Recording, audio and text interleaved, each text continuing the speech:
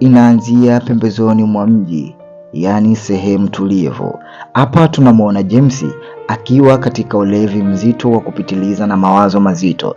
James alikuwa anaishi na Emily. Emily mkewe alikuwa tayari amelala, lakini James alikosa usingizi siku hiyo kabisa. Radi nzito zinamwamsha Emily katika usingizi na kufanya ashtuke baada ya kusikia vishindo vikali, na vishindo vile vilikuwa vinasababishwa na James kuchanganyikiwa kwake.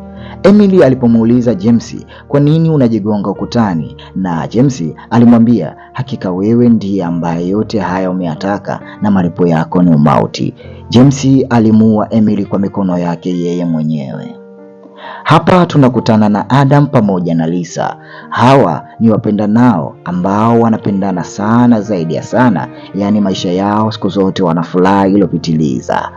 Adam na Lisa ni mjamzito, kwa hiyo Adam aliona vyema mkewe akajifungulie nje ya mji. Kwa hiyo alichukua nyumba huko na kumpeleka kijana wake ambaye anaitwa David kwenda kuandaa mazingira ya shamba. David aliandaa mazingira vizuri ya hapo, kukatakata maua na kuandaa nyumba ambayo mwalimu wake na mkewe Lisa watakuja watakaa.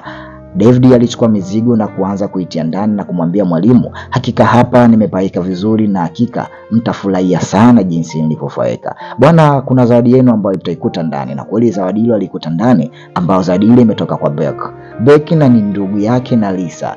Lakini Adam alipojaribu kufungua lile boksi alishindwa kabisa jinsi ya kulifungua. Hapa Beck na Adam zao hawazivi sana, nyota zao hazipatani sana, kwa sababu Beck ana tabia kumtakataka shemeji yake na kumtamani. Kwa hiyo Adam masuala kiuni anakuwa hayapendi sana. Hapa Lisa na Adam wakiwa wanapanga mazingira ya nyumba yao, yani mazingira ya mtoto wao, na Adam akimwambia Lisa, hakika hapa panamfaa mwanetu na mwanetu atajifungua safi na salama na mtoto atakuwa vyema hapa. Mchizi Adam akiwa kuendelea kupanga mazingira vizuri. Asubuhi yake ilipofika, Adam akiwa anajiandaa kwenda kazini ama kwenda shuleni kwenda kufundisha watoto, na Lisa aliendelea kufanya mazoezi, usafi wa vyombo. Lakini Lisa alivutiwa na lile sanduku kwenda kuliangalia kuna zawadi gani mule, na alipojaribu kulifungua, kwa ajabu Lisa sanduku lile alilifungua kirahisi na wepesi sana, tofauti na Adam ambaye alihangaika sana. Lakini ndani ya lile sanduku kulikuwa hakuna kitu chochote. Alichukua lile sanduku na kuendelea kupanga midoli ya mtoto wao ambaye anakuja. Hawa wana tabia ya kuanza kuandaa vitu mapema kabla mtoto kupatikana. Upande wa hapa teacher Adam akiendelea kutoa lecture kwa wanafunzi wake, na hapo tunakutana na Dr. Craig. Yeye ni mwalimu wa psychology, yani mwalimu wa mifumo ya siri ama mwalimu wa vitu ambavyo havionekani kwa macho. Yeye ni mpofu kabisa, macho yake ni mabovu, yani ni kipofu. Lisa akiwa ametoka jogging, hapa kwa macho yake anakutana na Emily ambaye picha inaanza tu tunamuona Emily akiuawa na mumewe James, na Emily akimdai Lisa, anamwambia hakika umeniibia mwanangu. Hii ni ajabu. Lisa anarudi nyuma na msaada tena, anagairisha kutoa ama kumsaidia na kumwambia mtoto yule ambaye unamzungumzia. Emily anaongea maneno ajabu kwa Lisa, na Lisa inabidi akimbie zake na kumpigia mume wake na kumshtakia jambo hili alokutana nalo. Adam ni profesa ambaye haamini mambo yote ya kichawi, anamtuliza Lisa. Lakini Lisa leo alikosa amani sana na furaha, kwa maana ile picha kila wakati inabadilika, shingo inazidi kugeuka tu ya ule mtu ambaye amechora pale. Lakini aliona kivuli, na alipokiangalia kivuli kile kilipotea. Hapa alitoka kuangalia vizuri kitu gani ambacho alikiona, lakini hakuna chochote, bala anasikia sauti ya mtoto ikilia na nyimbo kali ya hisia ikimvutia.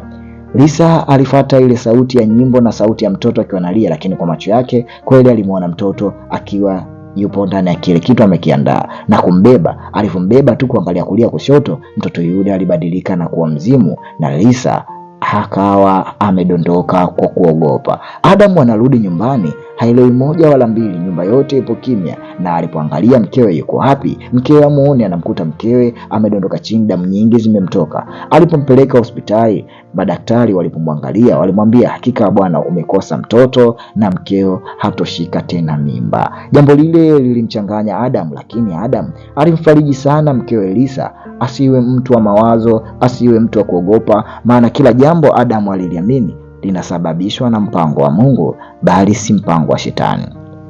Beki alikuja hapa kumwangalia dada yake na kumtaka dada yake awe na nguvu, asiogope, watamsaidia vyema. Basi walishauriana vingi, lakini dada yule ilienda na siku ikafika, wakatoka na David pamoja na Beck wakasalimiana na kuachwa nje kwa kipiga story. Hapa Adam alimrudisha mkewe, lakini Lisa kipindi anaoga hapa anasikia tena sauti na mtoto akimwambia mama mama mama. Lisa hakuona lile jambo, lakini hapa Adam alipoendelea kufuafua ama kutoatoa alikuta lile sanduku limefunguka kiwepesi. Akamwambia mke wangu, umewezaje ile sanduku kulifungua kiwepesi? Na mara ya kwanza sanduku lile likaa juu hapo, lakini kwa nini ile sanduku kalikuta chini? Usiku ulipofika hapa, Adam alienda akamkuta Lisa hayupo kitandani, na alipotoka hapa alimkuta Lisa analiangalia lile sanduku na kumwambia, umeona hii picha? Kila wakati naona inabadilika. Lakini Adam kwa sababu yeye hana anachokijua zaidi ya kusoma tu, na wasomi siku zote hawaamini uchawi. Lakini aliporudi hapa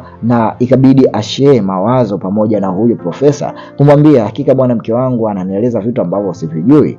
Na siku nyingine ilipofuata, Beck pamoja na Lisa wakiwa wanafanya mazoezi, Lisa alisikia kama anaitwa, na aliposikia anaitwa ikabidi aende. Lakini alipofuata alikuta kiduara ama kidungushi fulani, jina lake kidogo limenitoka, likiwa linazunguka. Na hapa alimkuta tena mtoto akimwambia mama mama. Na alipokimbia alikutana na Beck macho kwa uso. Beck akamwambia ni nini? Lisa alipoelezea, Beck alipoenda kuchungulia ndani ya kile kitanda hakukuta mtoto wala kitu chochote. Na hapa Adam usiku aliporudi, Lisa alimwambia, mume wangu, hakika humu ndani hakuko salama, hii nyumba haiko poa, hii nyumba ina miujiza mume wangu. Adam kwa sababu yeye ni msomi kama jinsi nilivyowaambia awali, akawa haelewi chochote anachoambiwa. Na hapa daktari alimleta tena akamwambia, hakika mkeo labda ni mawazo, tuna stress za mtoto, kwa watu wa vitu vyote vimeviweka kwa ishara ya mtoto. Adamu aliamini hivyo, kwa midoli na mazagazaga yote ya maandalizi ya mtoto alitolewa. Lakini siku moja akiwa usiku anaona blanketi inavuliwa, na hapa Lisa anaamka anamkuta tena mtoto akimwambia mnifuate. Haya, alimwamsha mumewe na kumstakia, na ikabidi watoke wote yeye na Adamu waangalie. Lakini hapa mbele yake Adamu anamuona Beck pamoja na Lisa wakiwa wanafanya mapenzi kule nje, na mara wakapotea. Ni jambo ambalo linamshangaza. Mara hapa kwa macho yake anamuona tena Beck, na alipomwangalia tena Beck vile vile hamuoni. Adamu kwa mara ya kwanza anaanza kuona miujiza, lakini yeye hakutilia sana manani, aliona kama na mawenge tu, na kumwambia mke wake, basi inabidi usome hiki kitabu cha profesa kitakuweka sawa. Na profesa huyu si mwingine ni yule nilokuambieni mara ya kwanza, Dr. Lake, ambaye yeye ni kipofu kabisa wa macho. Adamu alienda kumwambia Dr. Lake kwa sababu mkewe alimtaka Adamu amlete Dr. Lake ili mradi awape msaada, kwa sababu Dr. Lake na maana vitu vingi yeye anavijua, na kwa kuwa vitu vingi anavijua na humu kaviandika, Lisa alimtaka Adamu aweze kumwambia Dr. Lake ili mradi Dr. Lake ajue jinsi gani na mna vipi ataweza kuwasaidia kutokana na mazingzonga ambayo wanayaona. Adamu alimwambia, bwana, twende nyumbani, mke wangu ana hiki na lile. Lakini hapa siku moja Beck akiwa ameshika vidude vyake vya kucheza vile akiwa anacheza, lakini katika kioo hapa, kioo kinafanya kitu ambacho yeye mwenyewe hajafanya. Beck akaona lakini kioo kile kinamvuta ndani na kumgongesha Beck katika kioo. Lisa alisikia sauti ile na ikabidi afate kwenda kuangalia, lakini Beck huku akiwa anapiga kelele anaambiwa tulia. Lisa anagonga mlango, anamwambia mimi niko sawa. Kumbe yule shetani ama jini ambaye anaonekana kwenye kioo alimwambia nyamaza na umwambie uko salama. Yeye anatabasamu, Lisa analia, na Beck analia. Lisa akaona hii nyumba haimfai yeye, ikabidi aache ujumbe mzito pale kwa dada yake na kuondoka bila kuaga, kwa maana hii nyumba ina miujiza ambayo haijui imesababishwa na kitu gani.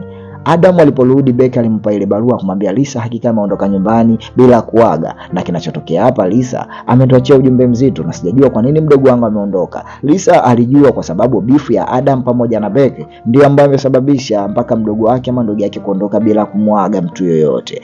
Asubuhi yake ilipofika, Dr. Lake alikuja na David aliwapokea na kumkaribisha ndani. Kuwa Dr. Lake yeye ni mpofu wa macho, basi alielezea pale Lisa jinsi anavyoona. Dr. Lake alimwambia hakika hiyo ni miujiza, lakini humu ndani nasikia sauti mbalimbali, ina maana nyinyi humu hamko peke yenu. Na Dr. Lake alimwambia tatizo limeanzia hapa, na Dr. Lake alienda akakishika kile kisanduku na kumwambia hebu nishikie fimbo yangu, na dogo David aliposhika akamwambia tatizo lote limesababishwa na hiki kisanduku. Hiki kisanduku kilibeba nafsi za watu ambazo zilikuwa humu, na wewe ulijaribu kufungua ile sanduku lakini ulishindwa kwa sababu wewe si mwanamke na wala sio mjamzito. Lakini kwa maneno yale Adam aliona kama Dr. Lake amechanganyikiwa na ana shida tu ya hela. Jamaa akamfukuza Dr. Lake katu akamwambia ondoka bwana, huna lolote unalolijua, yani msome kama wewe unaamini vitu kama hivyo ambavyo havionekani. Adam alitulizwa sana na mkewe Lisa, lakini Adam hakutaka kuelewa kwa sababu ramli yote ambayo imeangaliwa pale na Dr. Lake ilikuwa ni sawa na kweli inamuhusu Lisa. Adam akamwambia kama hiki kisanduku basi acha nikitupe, na kweli kisanduku kile akakitupa. Lakini ghafla akiwa yuko chooni, Adam alikumbatiwa na mwanamke mzuri ambaye hajamwamini. Lakini hapa anapomwangalia vizuri na mwanamke, kumbe ni kikongwe kizee cha miaka na miaka ambacho kipo uchi wa mnyama, na katoka kuchukua silaha mada ya pambane nacho. Mkewe anakuja na mume wangu, naomba tafadhali tulia, hilo jambo sasa hivi limeshapita. Na hapa ndipo Adamu alipoanza kuamini Dr. Lake alichomwambia kwamba hiki kisanduku ndicho ambacho kinasababisha matatizo yote. Na Adamu akataka kujihami, lakini shetani yule ama jini yule ama mzimu ule ama pepo lile lilikuwa tayari limeshaondoka. Na Adamu akaingia katika uaminifu na kumuita tena Dr. Lake. Na Dr. Lake akaja akamwambia, hakika nitakuvutia hizi sauti za watu ama hii mizimu na uione na hutaamini. Na kweli wakaanza kutegesha mitambo, na ili mradi waziteke zile sauti za yule shetani ama sauti ya ile mizimu. Dr. Lake akamwambia, jamani, hakika show time imefika, kama muda wa show basi chukueni earphone ikeni katika masikio yenu muendelee kusikia hizo sauti. David akataka kuoje, akamwambia huyu jamaa na yeye alikuwa na tatizo kama hilo. Lakini Lisa baada ya kumuona Emery yuko katika ile karatasi akamwambia huyu ndiyo ambaye nilikutana naye siku ya kwanza na ananiomba mtoto. Akasema mimi hakika nimemwibia mtoto wake. Na Dr. Lake akaendelea kusema hakika huyu mume wake ni huyu hapa ambaye alimuua kwa mikono yake mwenyewe, na sasa hivi mwanaume yuko huko kituo cha polisi, yani amefungwa. Na kweli walipoweka zile earphone masikioni wakaanza kusikia sauti za mwanamke zinaita mama. Na daktari alipokuuliza una shida gani, akamwambia mimi ninachotaka maisha yako wewe. Yani hawataki maisha ya mtu mwingine zaidi ya huyu mwanamke aliyofungua. Na mwisho wa siku taa zikazima zote. Na Dr. Lake akajaribu kuangalia akamwambia kitu gani unataka. Yule mtoto alikuja kumjibu ndani ya masikio akamwambia nataka maisha ya huyu mwanamke, sina kitu kingine ambacho nakitaka. Dr. Lake mara ghafla kwa maono makali akaingia moja kwa moja katika hisia, yani shetani na yeye alimpanda kichwani. Na mwisho wa siku akajikuta kaona, lakini alipofungua miwani alikuta watoto 4 pamoja na mama mmoja na yule mwenyewe Lisa akiwepo katikati. Ina maana mlengo hapa ni Lisa. Na mwisho wa siku mambo mazito yakatokea katika vinywa vyao, na jamaa akatoka katika ndoto nzito ama maono mazito na kuambia hakika huyu ana mizimu, na mizimu hiyo ambayo kaifungua ndani ya boksi inataka maisha yake, na solution hakuna lingine, inabidi wewe mwenyewe kwa mikono yako wewe mwanaume utoe maisha ya mke wako, na hizi laana na hizi roho ndizo ambavyo vitarudi tena. Lisa aliposikia namna ile aliogopa sana, kwa nini mimi nife? Na kwa nini mume wangu aniwe kwa mkono wake? Na jamaa alipomwambia akamwambia jambo hilo lote na mkitaka kuamini nendeni katika huyo mtu ambaye yuko gerezani mkataka kujua. Na kweli hawakuweka damu wala kulaza damu, walienda moja kwa moja wakakutana na James. James akamwambia hakika kiboksi hiko mimi nililetewa kama zawadi, na mwisho wa siku mke wangu alipokifungua tukaharibu mtoto wetu, na tulipopambania kama nyinyi sasa hivi tunapopambania, na mimi nikajikuta na lazimishwa nimuue mke wangu ili mradi ayo maono machafu ya mapepo yasinikute. Kwa hiyo ukitaka kupona wewe James, ukitaka kupona wewe Adam, inabidi umuue. James alimwambia Adam kila kitu, akamwambia ili mradi hiyo ndoto na hiyo mizimu ikuachilie katika maisha yako, sikupe mateso, inabidi wewe utoe sadaka ya mke wako kwa mikono yako mwenyewe, ndipo ambapo unaweza ukapona. Na endapo ukibisha basi nyote mnakuwa hatarini, yani nyote mtapata mabalaa mpaka mtapoteza maisha yenu kizazi na kizazi. Ina maana mchague moja hapo, Lisa afe ama mufe nyote, na mkifa wote ni mambo na laana itaendelea, yani mizimu hiyo itakuwa hairudi ilipotokea, kwa sababu mizimu hiyo itaendelea kuwa damu za watu na za watu. Lakini atapokufa mtu mmoja na hiyo mizimu itarudi tena kwenye sanduku, labda mtu mwingine aifungue ama pepo huyo ahamie katika ukoo mwingine, huenda na wewe ukapata afueni ama nafasi nzuri. Lakini pepo huyo akifunguliwa tena katika kizazi chako, kitaendelea kula kizazi chako na kizazi na kizazi. Adamu na mke wake Lisa walisikia maneno mengi kutoka kwa James. Walirudi na Adamu akasema, mke wangu, hakika nakupenda sana na wewe ndio kipenzi changu, na wewe ndiyo malaika na mlinzi wa moyo wangu. Nawezaje kukuua kwa mikono yangu mimi? Lisa alimwambia mme wangu, lakini hapa yule bibi anaendelea tena kumkaba Adam, na mwisho wa siku Adamu anaamka anakuta gari imepata ajali, lakini alipomwangalia Lisa hamuoni, na aliporudi nyumbani anamkuta picha hile sasa hivi imetoboka macho, na sasa hivi namwangalia uso kwa uso. Hapa anamuona Beck, mara Beck anamuita na kumshika hapa, lakini huyu si Beck, bali ni ile mzimu ama ile mijini ama ile mashetani. Jamaa ikabidi kwamba vunje vioo vyote, na baada ya kuvunja vioo anamuona tena mke wake akifanya mapenzi na James, akifanya mapenzi na David pale nje, yani ule kijana wake, na alipotoka hapa nje alimua David vibaya. Haya, jamaa anajikuta anafanya miuaji sasa bila kutegemea, na aliporudi hapa alimkuta mkewe anaangalia picha ile, na ile picha watoto wote sasa hivi wamesimama na wote wanatoka na damu machoni na wanamwangalia. Emily anamwambia Lisa, anamwambia Adam, tafadhali naomba uniue, lakini usiposhindwa kuniua mambo mengi na watu wengi watakufa. Hapa wanakuta lile sanduku tena, na hapa Adamu anakumbatiwa vikali na ule bibi, na mwisho wa siku anamgonga na lile boksi, na lile boksi kama linamuunguza, lakini alipomchoma kile kisu, kumbe alikuwa anamchoma mkewe Lisa. Lisa anamwambia, hakika chukua kisu, malizia maisha yangu. Adamu kwa kuwa alikuwa anampenda sana Lisa alishindwa, lakini alijikaza ili mradi laana ile ishe na matatizo yaishe. Wanangu, msisahau kusubscribe, kubonyeza alama kengele, na kama unapendela sana hizi movie kama hizi za staili hii, niambie tu nilete zaidi na zaidi, na nizichague bora na nzuri zaidi na zaidi. Oya wanangu, ukitaka kuendelea kuwa mwanachama wa Tam TV Recap, unaweza kupiga namba yetu hii hapo ya simu, tukakuingiza katika magrupu yetu ya WhatsApp, na kwa recap mpya kila siku na movie mbalimbali ambazo hatujazifanyia recap, ambazo zimetafsiriwa tuna madj mbalimbali kwa kawaida na kwa utaratibu ule kwa mzuri wa kufuatilia. Si unajua tena, namba ni hiyo hiyo. Njoo kule ndani ya inbox, niambie DJ, hakika naomba niwe katika mmoja ya familia yako ya Tam TV Recap, na mimi moja kwa moja sitashindwa, nitakuingiza moja kwa moja. Adam alichokiona kurudisha mzigo ule kwa Beck, na sasa hivi Beck ni mjamzito, ili mradi laana iwatoke ikarudisha tena kwa yule mtu ambaye aleta zawadi. Chao.